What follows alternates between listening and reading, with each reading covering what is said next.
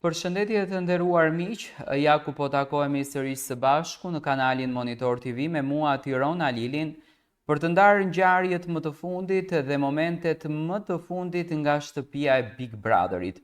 Edhe pse ditë më parë u gëzuan pafund për marrëdhënien të Gjestit edhe të Eglit, dita e sotshme po duket që është një ditë shumë e rëndë për çiftin, sidomos për Eglin, e cila po e vuan në çdo moment dhe po e kalon shumë vështirë brenda kësaj shtëpie.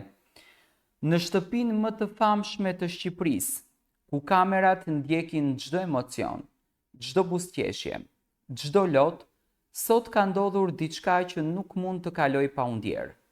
Egli Tako, vajza që para 2 ditësh rezatonte lumturi, që veshi kurore në një bashkëshortjeje të re, në dritat e Big Brotherit, sot është ulur e vetme në pishinë, me sytë e mbushur me lotë, duke dëgjuar këngët që produksioni lëshon.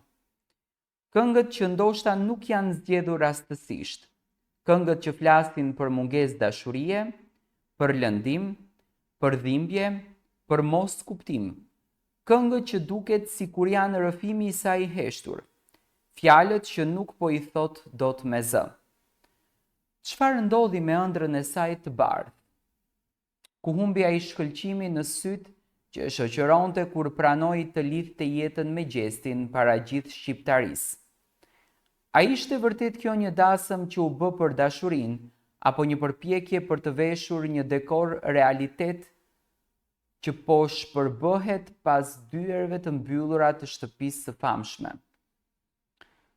Pas grindjeve të njëpasnjëshme, tensioneve të vazhdueshme dhe mbrëmjes së kaluar që u shënua nga zënka të forta mes saj dhe Gjestit, Egli është sot në gjendjen më të brisht që e kemi parë ndonjëherë. E ulur në heshtje, me ujërat e pishinës përreth dhe valët e këngëve që godasin drejt në shpirt, ajo nuk flet, por fytyra e saj flet më shumë se çdo fjalë. Janë lotët e një vajze që ndoshta nuk e imagjinonte që martesa do t'ishte kaq e mbushur me trazira. Kaq larg asaj që ajo kishte pritur, aq më tepër brenda një spektakli televiziv ku ajo asgjë nuk fshihet. Po çfarë po mendon Egli në ato momente? Apo pyet veten nëse bëri zgjedhjen e duhur, a ndjen se po humb veten në një lidhje që po e lëndon, në vend që atë ta shërojë? Apo ndoshta po përpiqet të kuptoj se si një dashuri që u kurorëzua me aq shumë shpresa mund të lëkundet kaq shpejt përpara syve të gjithë shqiptarëve. Në një vend ku shohim martesën si një çlirim, si një fillim të ri, për Eglin kjo martesë duket sikur ka sjellë më shumë pasiguri se sa stabilitet. Dhe ndërkohë që Gjestit i është vënë në dyshim sinqeriteti, që nga momenti kur u komentua se ishte dasma një përpjekje për të pastruar imazhin pas zënkës me Jozin. Egli duket se është ajo që po përballon pasojat më të rënda emocionale. Nëse ajo dasëm ishte një akt dashurie, atëherë pse kaq shumë loj pas saj? Nëse ishte një premtim për të ndërtuar një të ardhme bashk, atëherë pse ndjesia e vetmisë po i shtohet ditë pas dite? A është Egli vërtet e dashuruar, apo ndoshta është thjesht një vajzë që po përpiqet të mbajë gjallë një iluzion, ndërkohë që zemra i coptohet pak e nga pak? A do të flasë ajo për ndjesitë e saj, apo do të zgjedhë të heshtë, siç bëri sot në pishinë, ku lotët e saj përzinin ujin me dhimbje? Sytë e saj ndërsa shikonin përtej sipërfaqes së qetë të pishinës, dukej sikur shihni një botë krejtësisht tjetër, një botë ku ndoshta dashuria është e pastërt, pa grindje, pa lot, pa kamera. Një botë ku një vajzë mund të jetë thjesht e dashuruar dhe jo një figurë publike që duhet të mbrojë një marrëdhënie të lënduar për hir të publikut. A do të ketë Egli forcë të qëndrojë aty ku është, apo do të vendosë të largohet për të mbrojtur veten edhe pse ka ndodhur, pse janë në pritje edhe 3 ditë? Dhe nëse vendos të largohet, a do të gjykohet si një e dobët, apo do vlerësohet si një vajzë që guxoi të mbrojë zemrën e saj?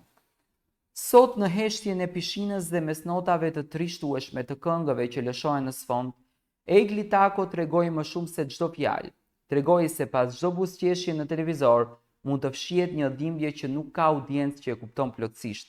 Dhe ndoshta, ajo po fillon të kuptojë se ndonjëherë dashuria nuk mjafton, sidomos kur duhet të luftosh vetëm brenda një dashurie që nuk të përket më.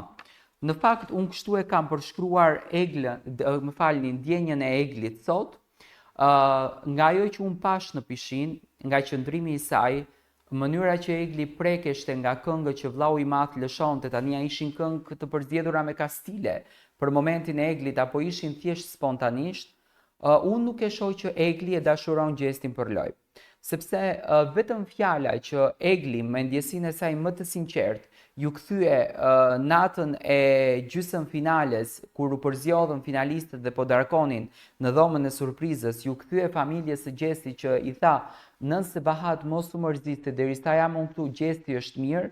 Domethënë aty unë e kuptova dashurinë e sinqertë të kësaj vajze dhe gjithmonë që Egli ka vrapuar për shëndetin e Gjestit, kur Gjesti ka qenë në momentet më të vështira në Big Brother dhe kur Gjesti ka qenë në momentet më të rënda të tij në Big Brother. Dhe unë mendoj që Egli e do vërtet Gjestin, po çfarë po ndodh me Gjestin? A janë 200 ditët në pyetje që Gjesti është izoluar dhe që ka këtë mënyrën e tij për të bërë grindjet, apo thjesht është natyra e Gjestit që do të bëjë gjithmonë humor, që do të bëjë gjithmonë shaka, që do të bëjë gjithmonë adrenalinë në shpim? Kjo lë për të kuptuar shumë, domethënë të krijon shumë pikpyetje, por mbi të gjitha unë besoj në sinqeritetin e një dashurie dhe në sinqeritetin e këtij çifti. Por unë gjithsesi dua të marr mendimin tuaj për këtë raport dhe për ndjesinë e Gjestit dhe të Eglit që tashmë është krijuar, por Egli sot është shumë e mërzitur. Siç duket çdo lumturi e saj u thye. Siç duket çdo kënaqësi e saj u thye dhe nuk e kupton dot qëllimin e të gjithë kësaj situate. Sepse është e dukshme më të shohësh në sytë e Egli që nuk e kupton dot përse vijnë të gjitha këto gjërat. Ai ishte Egli e tepërt mbrëm që e nxori në pa xhelozinë e saj që fatkeqësisht e ka patur gjithmonë dhe zënkat me Eglin, me Gjestin, lojen me Gjestin e ka marrë shumë për zemër, sikur po shkatërrohet bota, kjo lë të kuptosh. Dua të marr mendimin tuaj për këtë situatë.